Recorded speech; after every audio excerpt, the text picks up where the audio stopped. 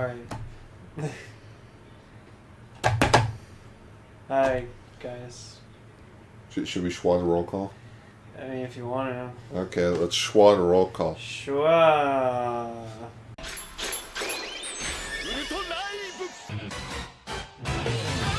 Explorer from the unknown, Yellow Caster AutoGar. Loyal and loud, Pink Master Lane! Paying respect to the original Japanese heroes, Radio Sentai Castranger. Ultraranger.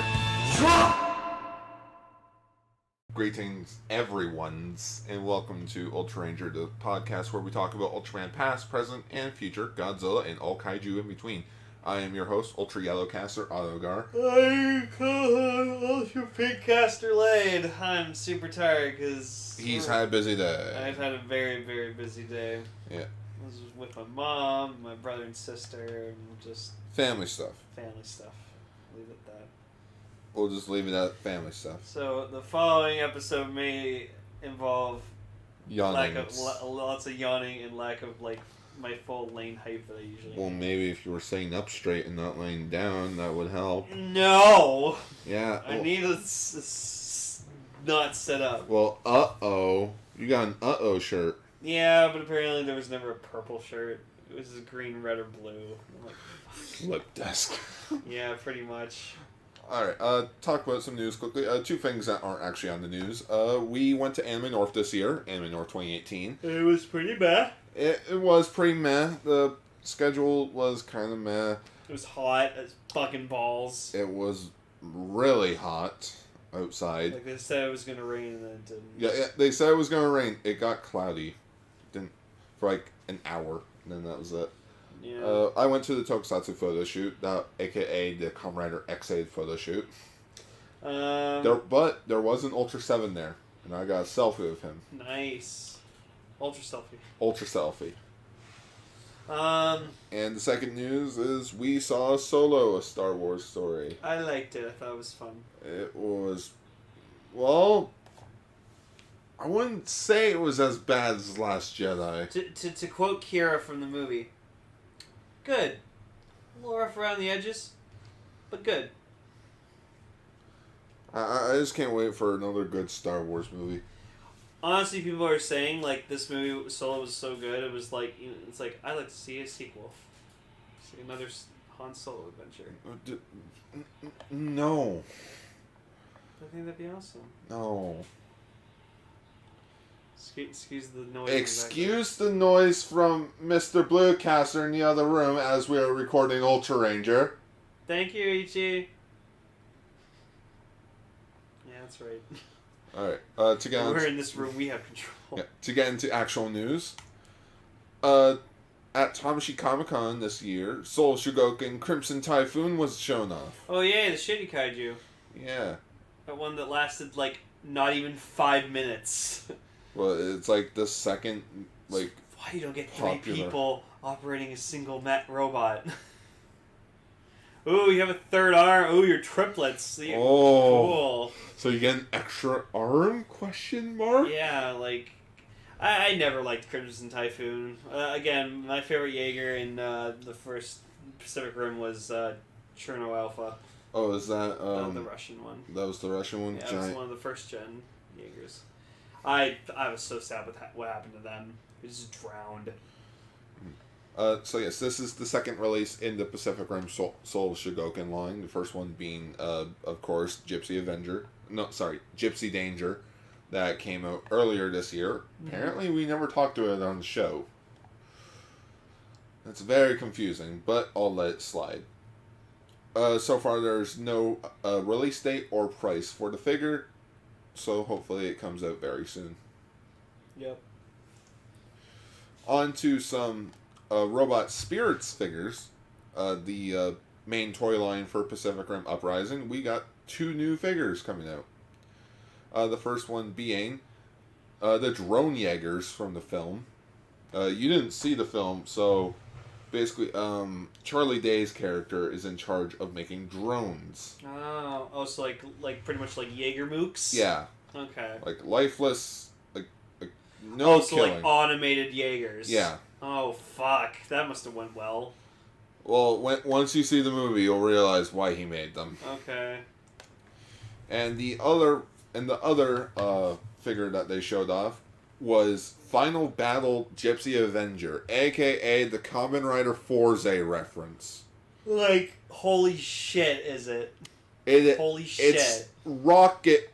Kamen Rider Forze Rocket Arm meet Gypsy Avenger. I would not be surprised if, like, the directors and writers were fucking Kamen Rider fans. Well, there was already a Kamen Rider double reference in the first Pacific Rim movie. Oh.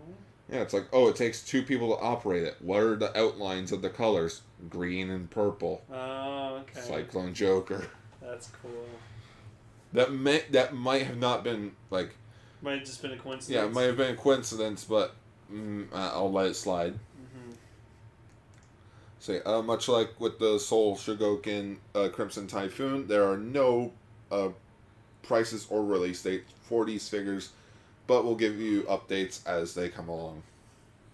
Still pretty cool. Actually, no. I did see a couple of these figures at Anime North, though. The Robot Spirits figures. And oh my... Were people asking way too much for them. Oh, yeah, but if you go to, like, Toys R Us, they're just, like, $25. Yeah, you go to Toys R Us, they're like $25. How much were people selling them at Anime North? $50. Like, $50. I saw one go up to $76. It's like... No. No. Don't do that. Don't scout prices, people. It's mean. It's just no.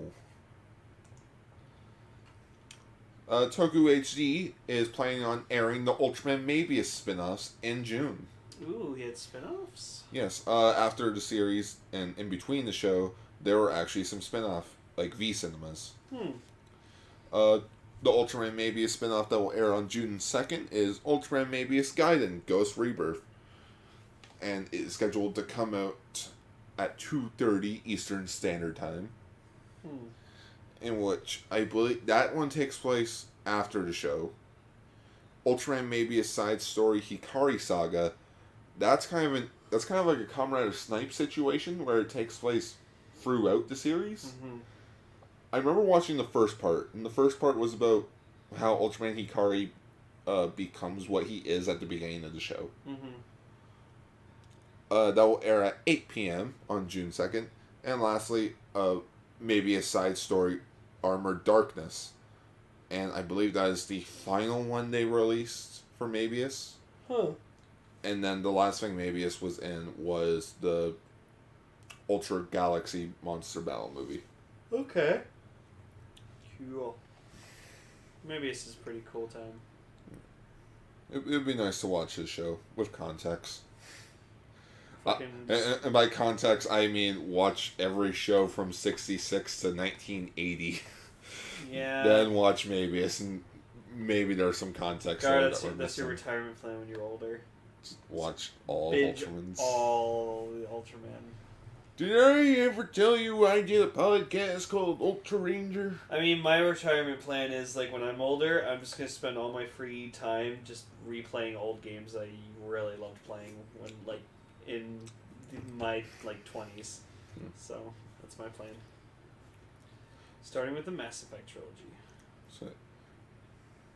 So if you have the Toku channel, or if you have their streaming service, check them out. Or just go on Crunchyroll.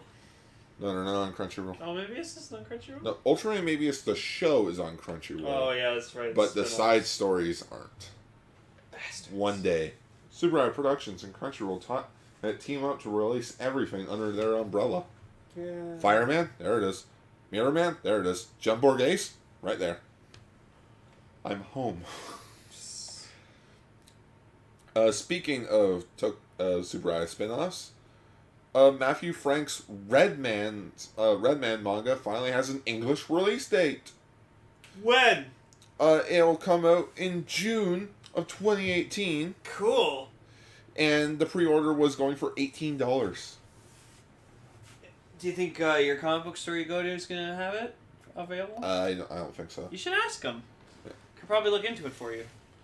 Be one of the first 100 to purchase this directly from Night Shining Incorporated, and you will receive an exclusive Redman foil trading card. These are limited to only 150 in the U.S. Pre-order your copy today. You gonna pre-order it? I don't have the money for it. Aww. Because Anime North just happened. Yeah. Womp womp. Womp womps. Well, you'll get it eventually. Yep. That's cool they're getting an English. Oh, that card's cool. Eh. Just a fusion card of Redman. Redman. Redman! Yeah! Oh, speaking of which, I actually got some merch in today. Not in today, but during Anime North, in which one of the biggest things that I bought was a vinyl figure of Mothra. Oh yeah. Mothra, Godzilla, Earth. I found Ultra Act of Ultraman Ginga multi-type. Mm-hmm. The head's a bit loose on it, but it was mint in bucks, so can't complain. And my Ultraman Taro vinyl figure also showed up in the mail. Kind of disappointed that's not the Spark Doll version. Mm-hmm. Like, it's the Spark Doll version, but it doesn't have the stamp on it. Aww. So if I got the Ginga Spark, I don't think it would work. Unless, like, the numbers on the foot would activate the numbering. Yeah. Or maybe that's just the thing where it's like it's not supposed to work because like It's Taro. Taro's like, I'm sentient, you can't use me. Alright. And I got my last two Ultraman G vinyls. So yeah, I completed another series of vinyl figures. I got a Night Rogue figure, I got God Maximum Mighty. You got Kamen Rider stuff. I did. What show is this? Ultraranger. Exactly. You can talk all Kamen Rider, past, present, future, and all Kaijin in between. No, Lane. No, Lynn. How about we yabba dabba don't? Okay. Well, speaking of Hanna-Barbera, Ultraman The Adventure Begins finally gets a Blu Ray! Yes! Okay.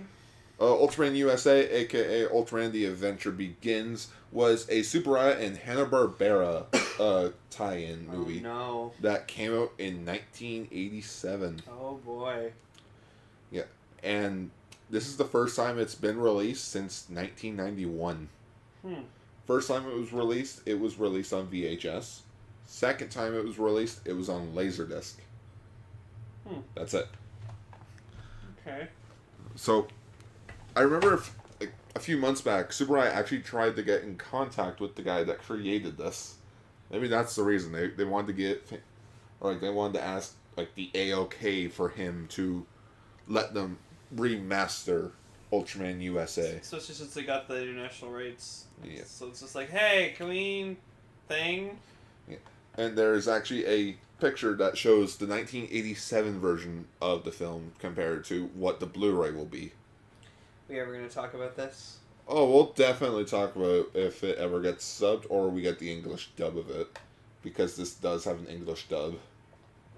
Because it's Hanna-Barbera. But yes, this is the movie that covers Ultraman Scott, Ultraman Chuck, and Ultraman Beth. Scott, Chuck, and Beth. You can't get more American than that. Nope. Oh, wait. How about their logo in Japan? Ultraman USA.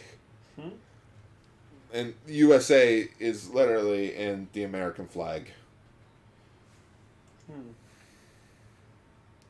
The Blu-ray will be released in September of 2018, September 26th to be exact, and will be released for 7,800 yen.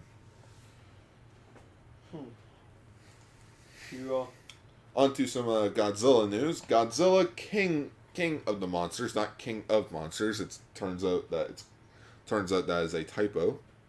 But Godzilla King of the Monsters release date has been moved. It was originally supposed to come out in March 22nd, 2019. It is now pushed back to May 30th, 2019. So it's been pushed back by 2 months. Which is fine. You know, it's like, if you have a movie, there was a bug on me. You know, if you're going to release a movie and it's like, hey, we need 2 more months to make it better, that's fine. Like, you got 4 kaijus in this movie. Oh yeah, like that's always my opinion. Just like, if a movie gets delayed or a video game gets delayed, it's for the better. It's because the creator knows that like it's not ready yet. So we'll be seeing you in May of 2019, Godzilla.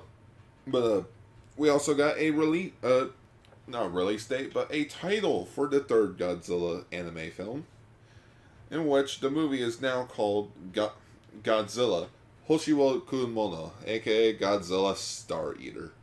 Yep. In which, like we said last time, King Ghidorah has been confirmed to be in the film. So maybe King Ghidorah is a kaiju from the sun? Maybe. I mean, judging from that picture there, it looks like, yeah, he's just like a manifestation of the sun. Like, how I'm going to picture it is that it's just like the sun flares up, and then you just see 3 dragon heads come out of the sun. And it's just, that's King Ghidorah. He's the sun, the Star Eater, if you will. And so Godzilla Star Eater is set to open in November of 2018. But I will say, nothing beats Mecha King Ghidorah. That's the best version of Mecha King Ghidorah. M11's best Godzilla character. He is. So that's neat. Yep. Oh, the Television magazine for June of this year, of 2018, has shown us some things about Ultraman Rube, such as their transformation names, or their transformation pose, and their attack names. Woo! Yeah. So we'll go over attack names first.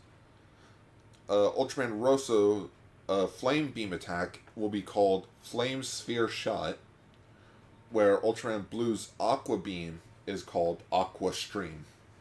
Ooh. And apparently they'll have the fighting styles of... Since Rosso's main power is Taro, he'll have the fighting style of Taro, and Blue... And since Blue is based on Ginga, he'll fight more like Ginga. Mm-hmm. And there's a step-by-step transformation sequence. Which, yeah, judging from this, damn it, they both use a changer each. Oh, yeah. And I was kind of hoping they'd share one.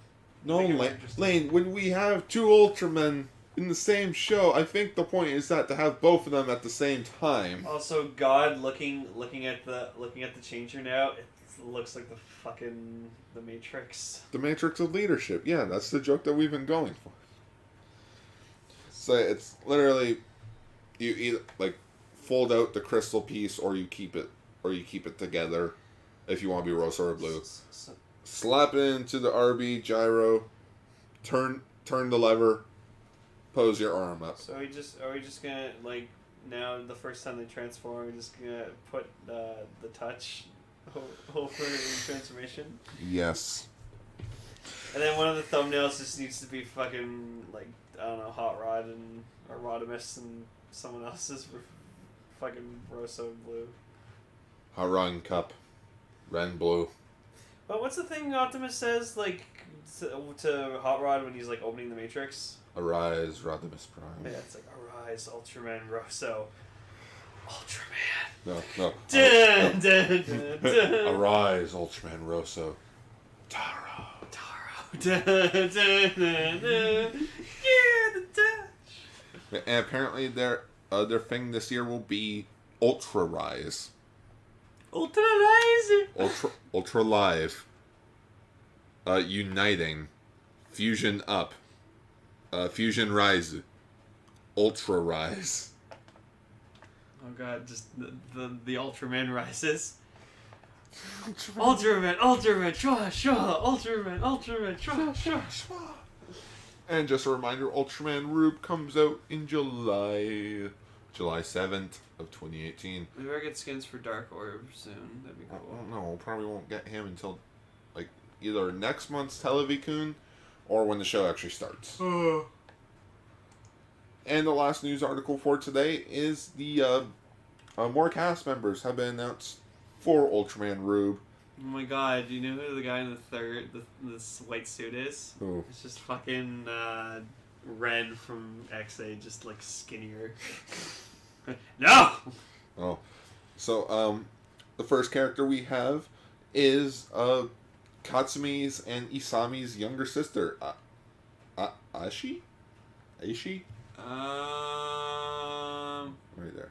Asahi. Asahi. Yeah, Asahi. Asahi is described to be a pacifist who moves at her own pace. Oh, great. So she could be like, no, don't fight! Ultraman, Sean, not supposed to fight!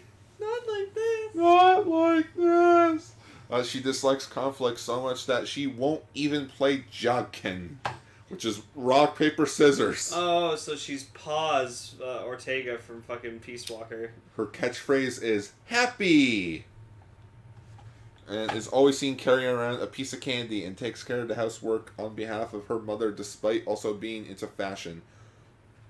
This on the behalf of her mother. I will punch you. I hope the mom is still alive. No. Yes. These stories are always about, oh, my mom. Oh, my mom died when I was little. It's okay.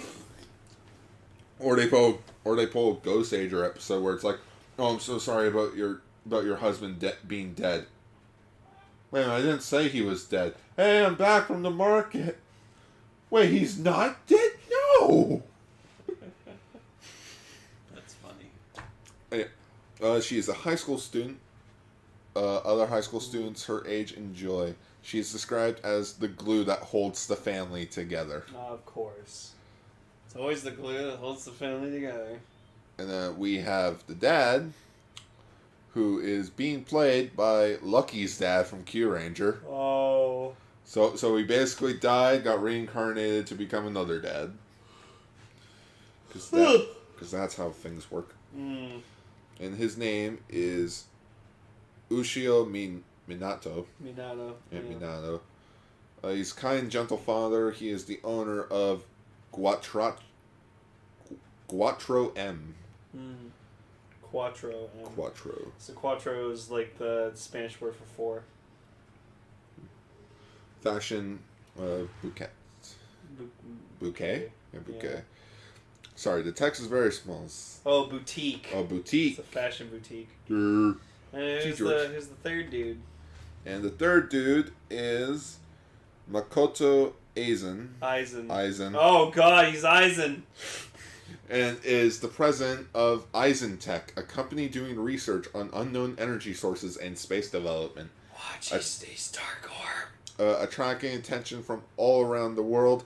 Eisentech is located in Ayaka City, where the Minato family also lives. He likes to wear white suits and is friendly to other researchers while exuding confidence.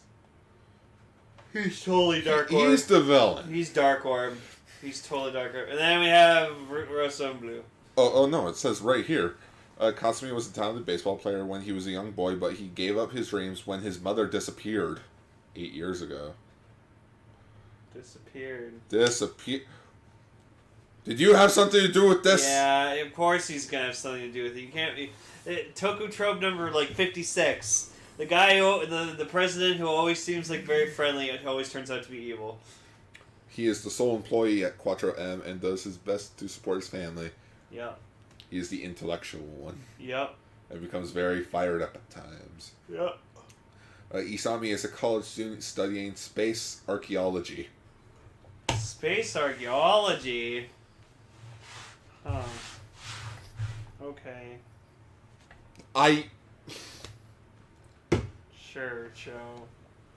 That is not a thing! Well, it is now. Okay. In the Ultraman world.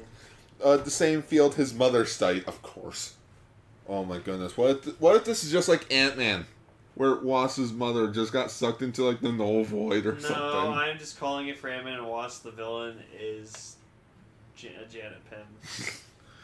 Because she came from the quantum realm, so it makes sense. He dislikes exercise and would rather study in his spare time. Isami respects his brother for giving up his own dreams for the sake of their family. He is described as a bright and positive character who is the quote-unquote mood maker of any scene he's in. So that's me. Yeah. So, yeah, cool. And you're the intellectual one, because you like... So I'm the one that had to give up on his dream. Who had to give up on his dream. Ultraman... Holy shit, Gar, this show was made for us. Ultraman Rube will premiere on July 7th, and is slated to have 25 episodes. Yay. Yeah. I can't wait. I know I don't sound as enthused, but I am. Can't wait for this show. Me too. Alright. On to Orb.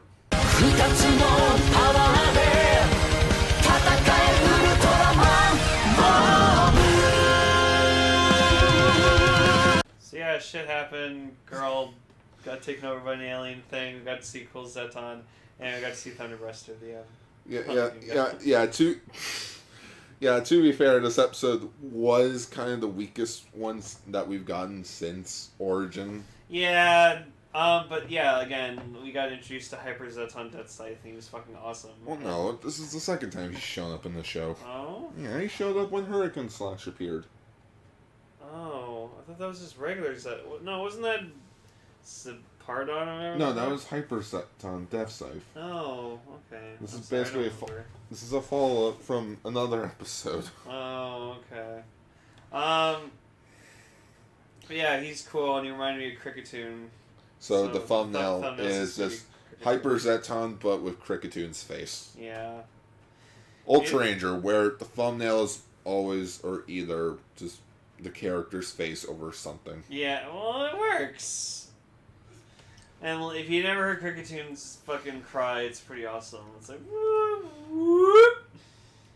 It's really cool. Yeah, it's probably my favorite cry of all time.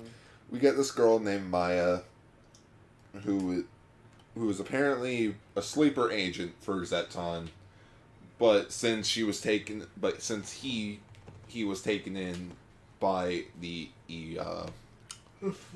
family. Iwaki. Yeah, the old couple. Yeah, the Iwaki couple, who never had kids of their own. They're like, hey, let's just adopt this random 20-year-old. So it's like what's his face from episode 12 of Gene.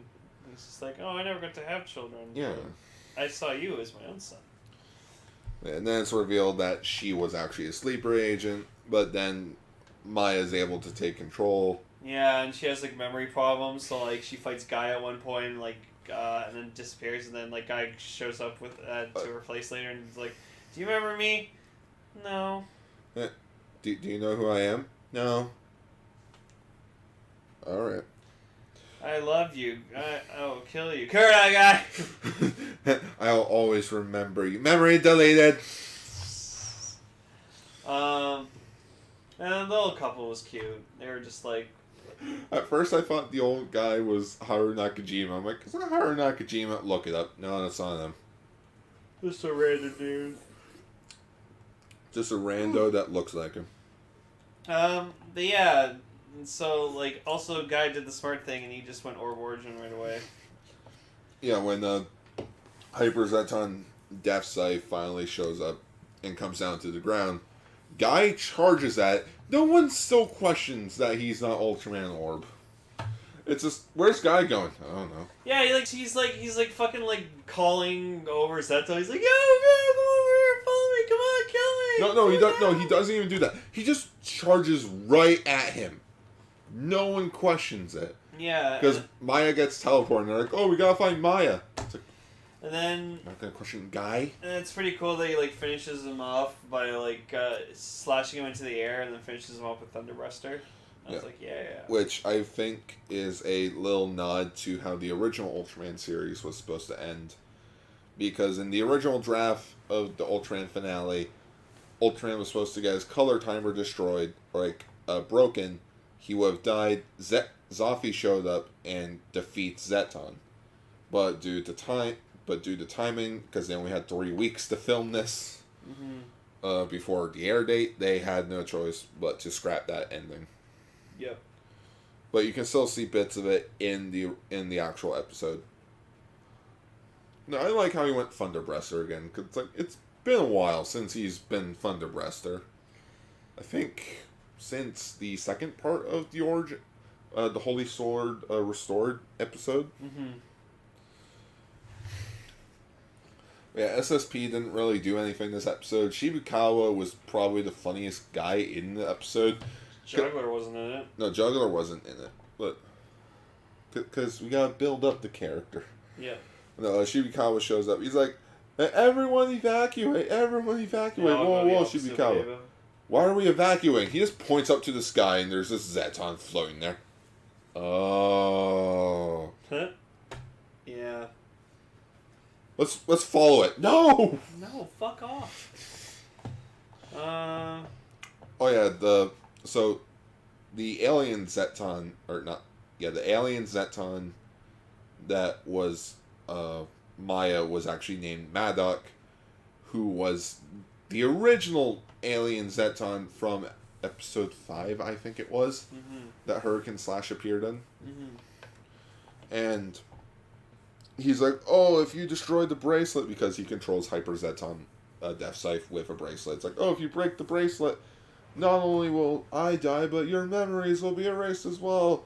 But Maya doesn't care as long as the Iwakis are happy. Yeah, and then she loses her memories, and then they send her off on her way because they're like, oh, you should stay here with us, and she's like, no, I need to travel. And then Guy's like, well, remember, like, you travel a lot of cool places. You really weren't paying attention. No, they don't tell her to stay. It's like, they told her, it's like, oh yeah, you're just a traveler that stayed here for the night, but you're always welcomed here. Yeah, and then Guy says, like, oh, you know, going places is great, but having a place to come home to is even better. Which is true. It's always nice to... Well, that was me today. Like, I was away from home all day, like, for like 14 hours almost, and then I just couldn't wait to be home. And once I came home, I was so happy. But it's a good, heartwarming episode. It is. Teaches you about, like, family and stuff. And then the next episode is about, like, a cafe. Yep. Because we're getting there. We're getting to that finale. Oh yeah. But first, let's talk about the first finale to Ultraman Ginga S. Oh yeah.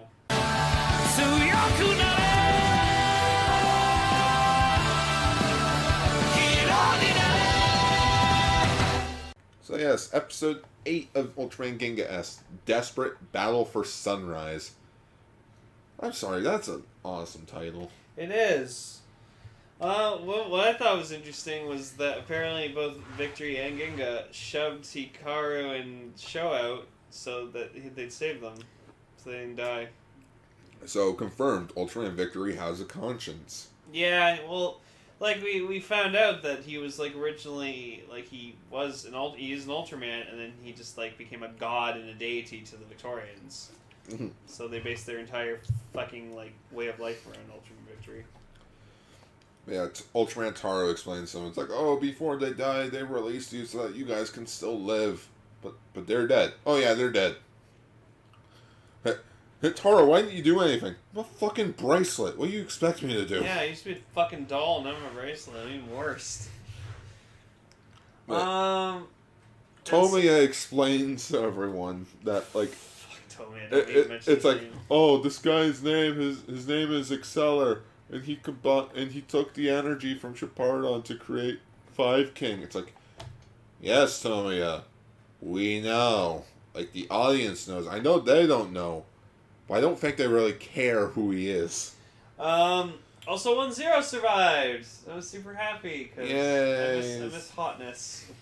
Also, Goki finally asked the question that everybody's been needing to ask. What the hell is Victorium? Really, like Sho and all the Victorians are all like, oh, we must protect the Victorium, we must protect the Victorium. They don't really explain what Victorium is. No. And according to Sho, it's like, oh, it's the life energy of Earth, and if it's taken, not only will the underground world be destroyed, but the Earth as well. Oh, Shepardon, you want to sacrifice yourself for us? Yes. No, you can't today. Oh. No, Shepardon's like, oh, I'll do whatever it takes to save the world. Or in his language, roar. Roar. It's just apparently Sho can speak kaiju. Yeah. So then 1-0, she's like apparently an actual living bomb. Because when Exceller told her, "This is your last mission." Yeah. When I said your last mission, I mean your last. It's your last mission. You ain't coming back. Yeah, you're a useless piece of junk. I don't need you. And she like looked as offended as she could be. Like, as an android? Because she's an emotionless android, so she just like kind of stared there wide-eyed for a few seconds, just going, shit. Wow, you suck. So, and then Tomoya comes up with a plan where, while everyone else has their head up their ass, it's like, wait, why don't we just do what Exceller did and take the energy from Shepardon and blast it into Ultraman Ginga and Victory to wake him up? revive them. To revive them. How long will it take? 3 hours. You got 1. And and just like Tommy's face was like, oh man. And Tommy was like, wait, what? We only have until sun. Oh yeah, I forgot. Exceller tells them they only have until sunrise to hand over all to Victorium, or he'll destroy the Earth. Also, he calls himself the greatest brain. I am the greatest brain. No, I prefer Brain from Arthur. It's the brain. What was his actual name again? Alan. Yeah, Alan.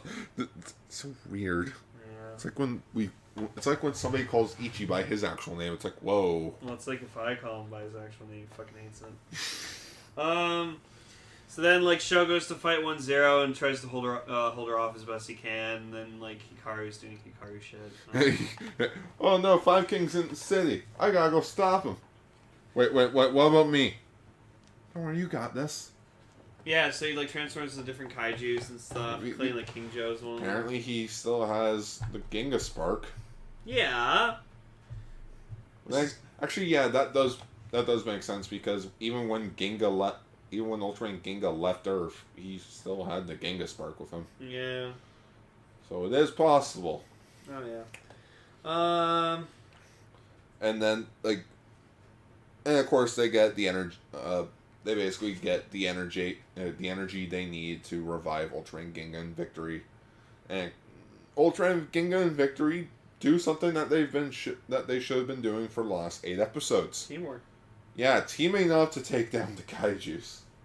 As Cinnamon Wind says, saving your friend. Teamwork? Teamwork. Teamwork. Ding. So which Ultraman Ginga goes into Sturium mode and blitzkriegs through attacks. And like as like 5 King or whatever is just like throwing a bunch of shit, Victory like fires a bunch of blasts that like blocks every shot. And then he does his Victorium shoot. Ginga uses Ace's power of Metallium Ray. Well, again, he uses all of them. He uses 87 Slasher, Spacium Ray,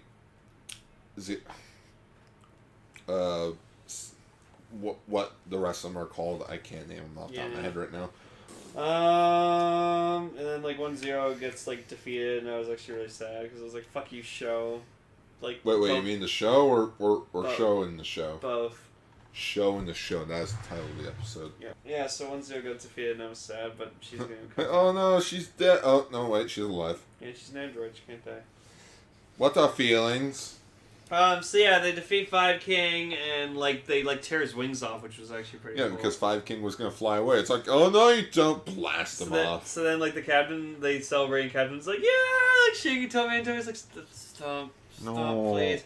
And then like Goku tries to go in for like a kiss with Orisa, and Orisa's just like slap, kick on the ground, fuck you. Goku, you're gay. I'm not gay. No, but it's funny. He gets like. He literally went in for a kiss. Good for him. A for effort. He like got knocked down, and he's just like, yay!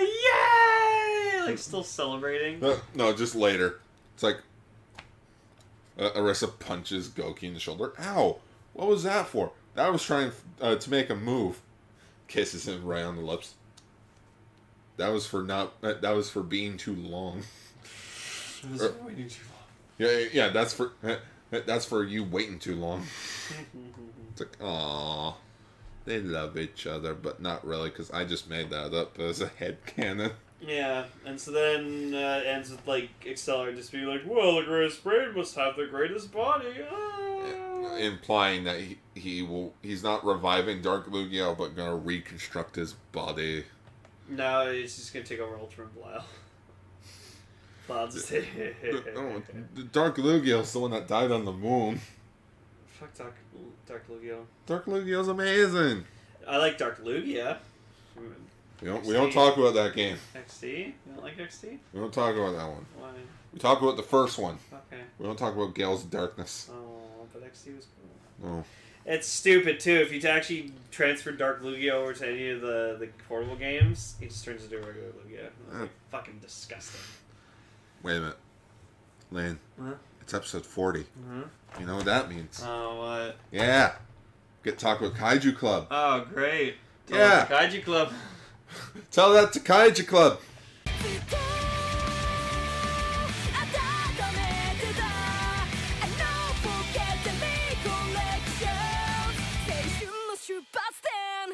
So yes, as tradition, every 20 episodes we'll be talking about an episode of Kaiju Club.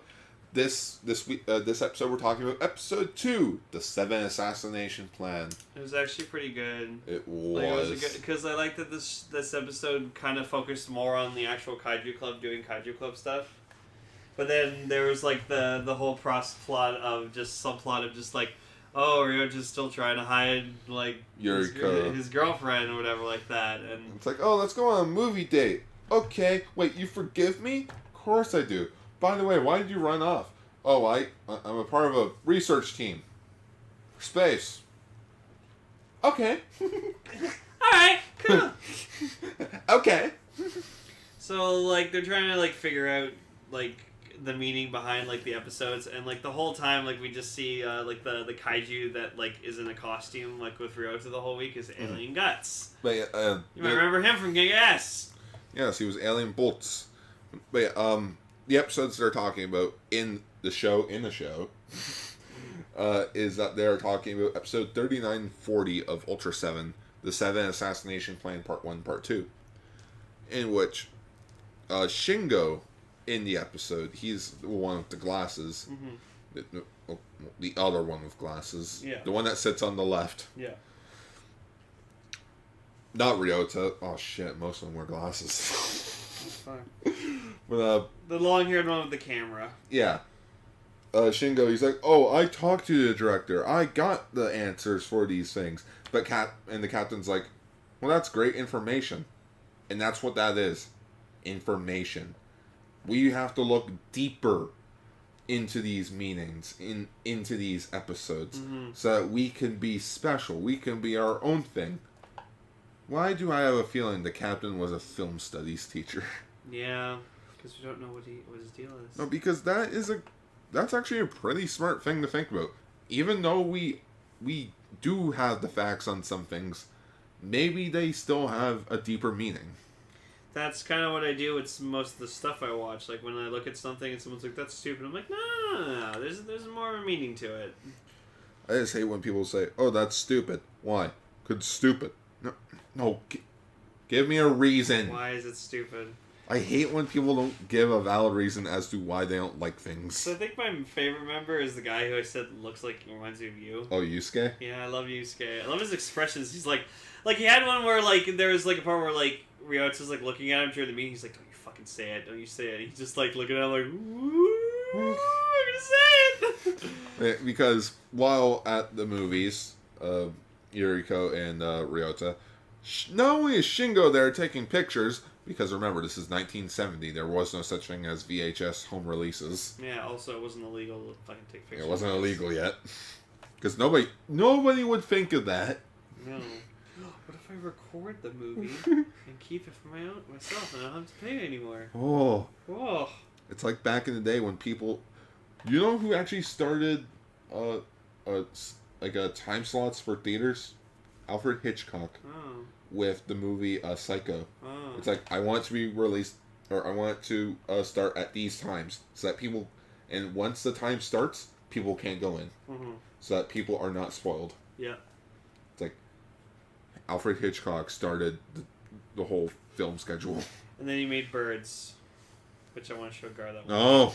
I'll only show you that if you really piss me off one day, and I'll be like, or like you do something and you like, that like just got me angry, and you're like, "Oh, I'll do anything to make it up to you," and I'm like, "Sit down and you're gonna watch fucking Birds."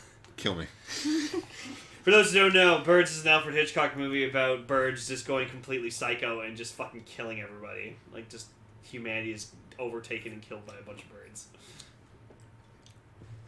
But yeah, it's not only is Shingo at the theater, but Yusuke is also at the theater.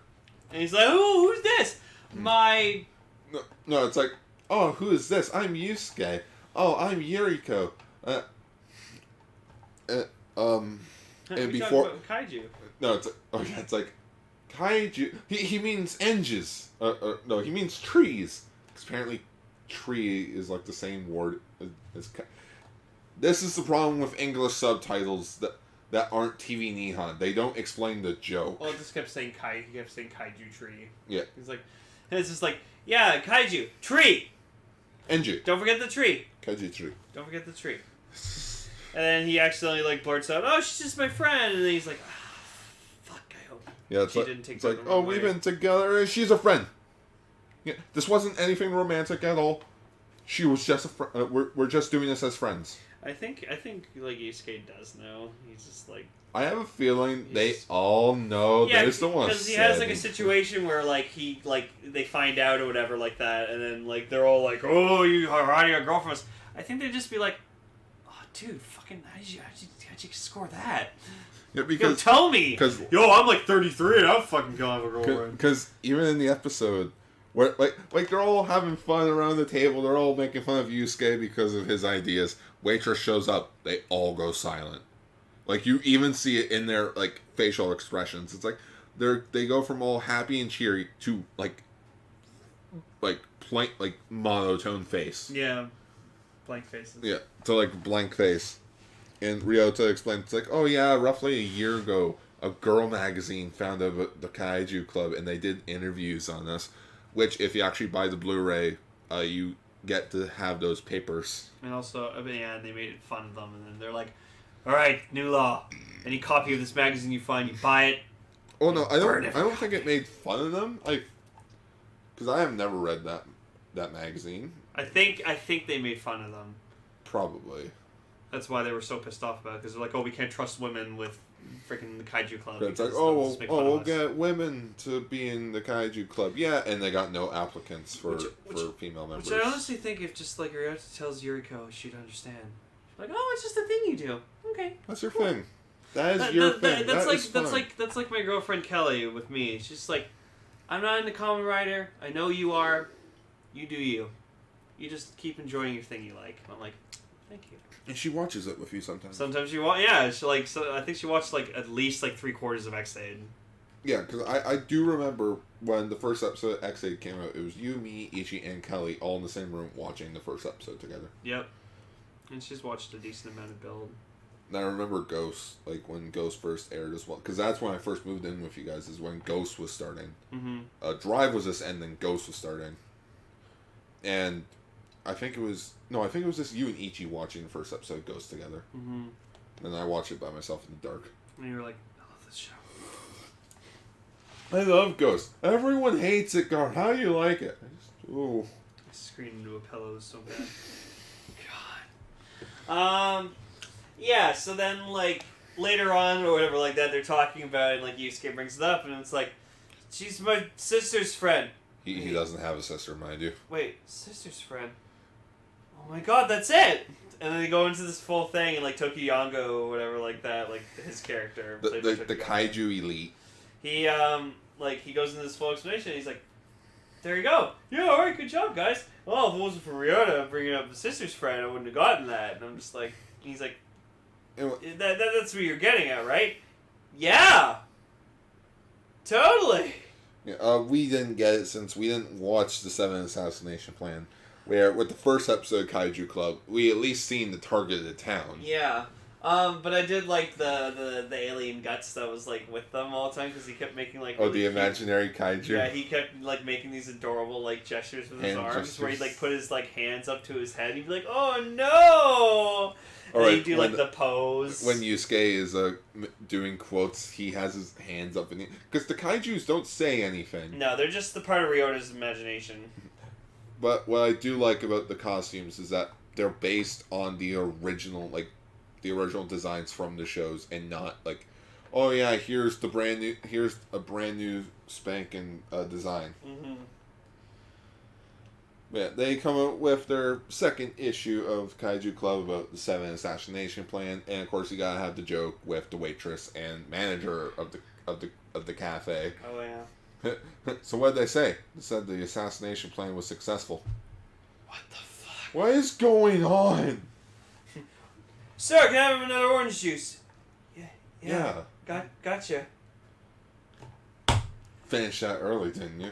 And he's just like, no. That's like his facial expressions. No.